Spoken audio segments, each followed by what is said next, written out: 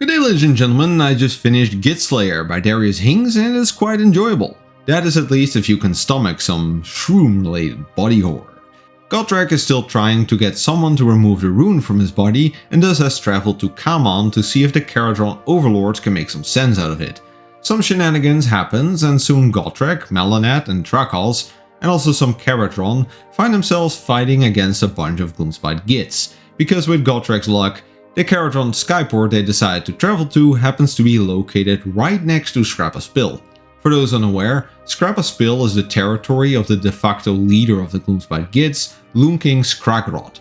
Now Skragrod himself is strangely absent in this novel, but one of his lieutenants has decided to use the currently waxing Bad Moon to steal Gotrek's rune and conquer the skyport once and for all. So if you want to know what happens to Gotrek and pals this time around, whether Gotrek gets to keep his rune, and if the Gloomspite can manage to not screw up their own plans for 5 seconds, you'll have to read this one.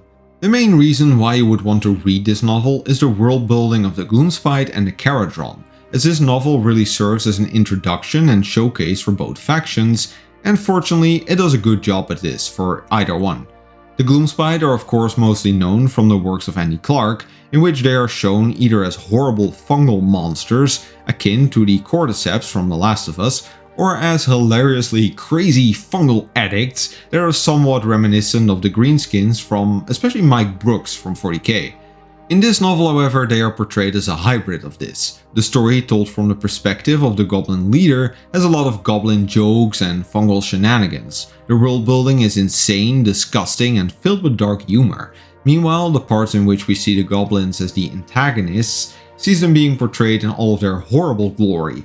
Especially Skragrod's asylum, which by the way is actually the size of a small country, is really the highlight of the novel in this regard. I do still think that Andy Clark is the true Goblin King of Warhammer, but Darius Hinks definitely didn't do them a disservice here. The Caradron meanwhile are also really cool. We get a look at one of their skyports, we see their engineering in action, their code and money-based politics, and we see how they contrast with the old dwarves. Gotrek also gets along with them quite well, which is a nice change of pace considering he usually hates everyone they come across. But for all the weird factions in this novel, the weirdest thing for me personally was how much more I liked the cast after they were split up. Basically, Gotrek, Melonat and Trakos all become separated during this novel at some point, and it works so much better. Melonat's rogue personality and her relation with her deceased master really get to shine here. And Gotrek is much more enjoyable in the presence of some Caradron with whom he can actually have some banter and friendliness. That being said, the ending of the book for the most part ruins the changes in dynamics and character growth that takes place during this book, so we'll still have to see what happens in Soulslayer, but this novel at least had much better character work than Ghoulslayer. One little nitpick that I do have is the complete lack of Skragrod. This book feels like one of those Sony Marvel Spider-Man movies where they do their best to dance around the named characters. Like this book literally takes place in Skragrod's home, but we don't see him at any point in the novel. Skragrod also spends his entire life following the Bad Moon, and the moon is literally here, above his house, and Skragrod is absent? Sure, it's a nitpick, but it felt really weird that he isn't here in my opinion.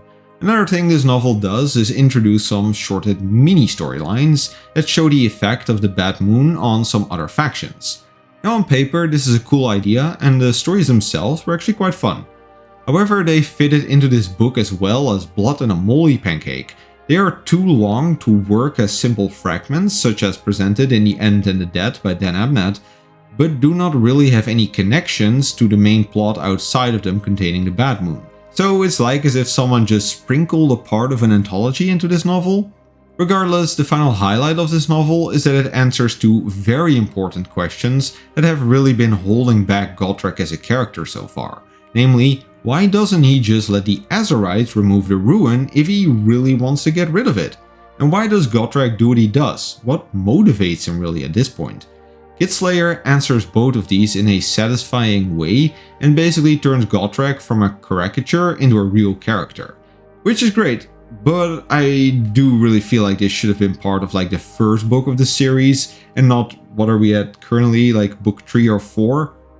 But yeah, For the final rating, Gitslayer is getting 4 to 5 bad moons. Gitslayer is for the most part a fun adventure story that works as a great introduction of the Gloomspite Gits and Caradron overlords. This is for sure my favorite Gotrek series book so far, or well, Age of Sigmar Gotrek book I should add.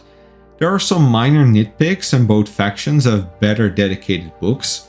But if you're completely new to the lore, or if you finished Haley's Caradron books and Clark's Gloomspite books, then this is a great pickup for some more dwarf or goblin related shenanigans. If you like this video, please consider subscribing and click ringing the bell to appease the Great Horned Rat. For more lore content, please check my main channel and leave any book recommendations in the comments down below. I gotta get back to reading the next book.